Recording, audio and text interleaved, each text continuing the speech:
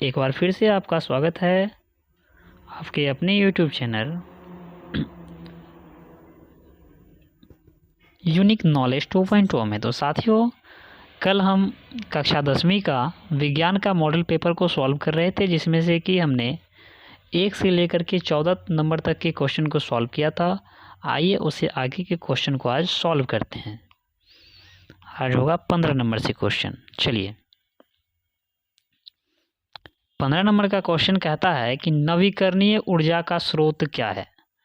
Question number 15 में है नवीकरणीय ऊर्जा का स्रोत क्या है। तो आप लोगों को पता है कि ऊर्जा का स्रोत दो होता है, एक है अनवीकरणीय, दूसरा है नवीकरणीय। नवीकरणीय उसे कहते हैं, नवीकरणीय संसाधन उसे कहते हैं जिसका एक बार उपयोग कर लेने के बाद पुनः उपयोग में लाया जा सकता है, और एक होता है अनवीकरणीय जिसका एक बार उपयोग कर लेने के बाद पुनः उपयोग में नहीं लाया जा सकता है, उसे अनवीकरणीय संसाधन कहते हैं।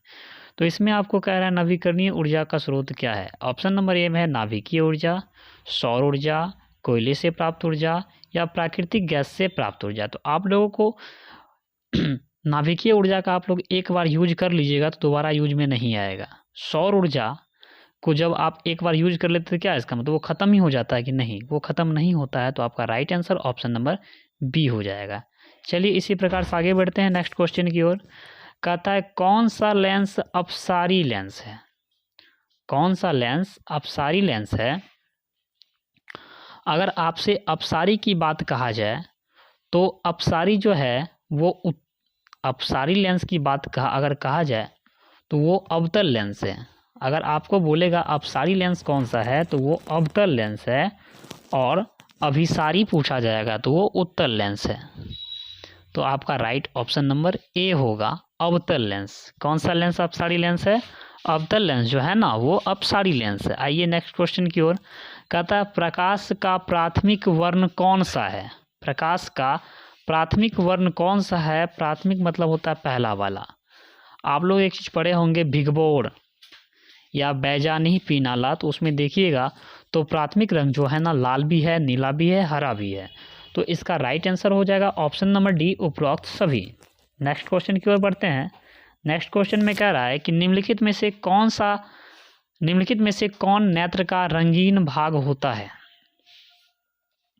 नेत्र का कौन सा भाग रंगीन होता है, जिसपे कि सब चीज़ हम लोगों को क्या दिखता है, रंगीन दिखता है।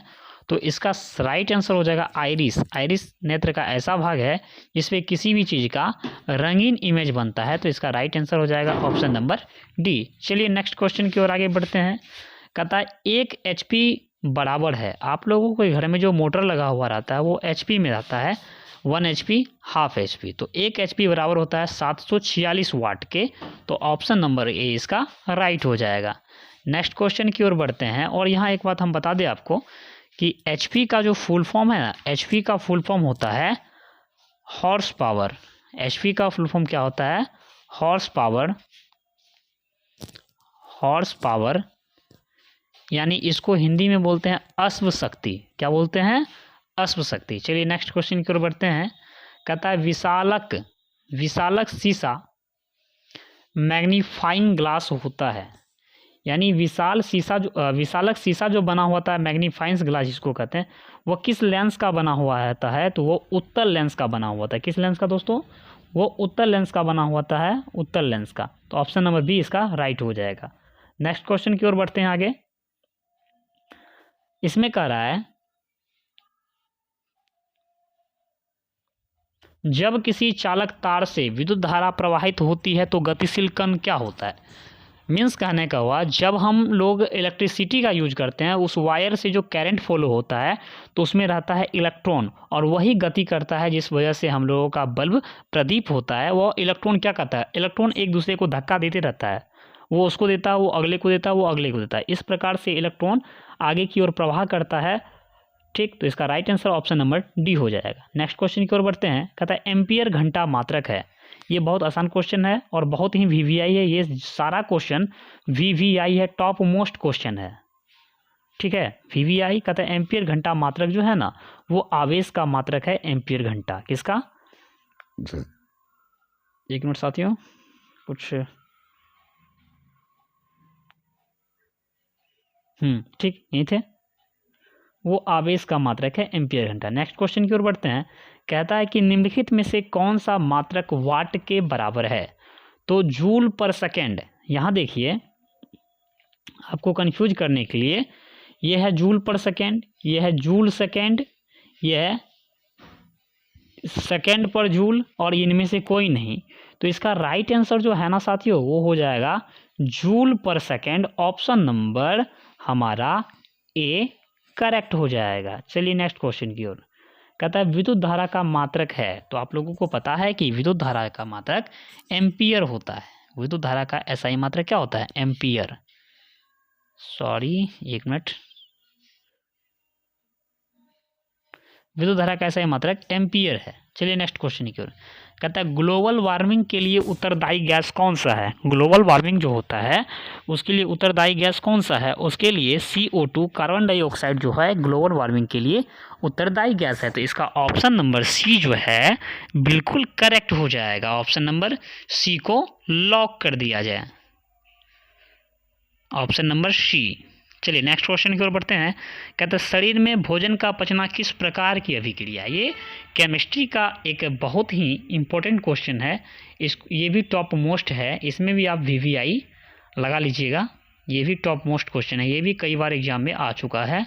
कहता है कि शरीर में भोजन का पचना, शरीर में भोजन का पचना किस प्रकार का अभिक्रिया है?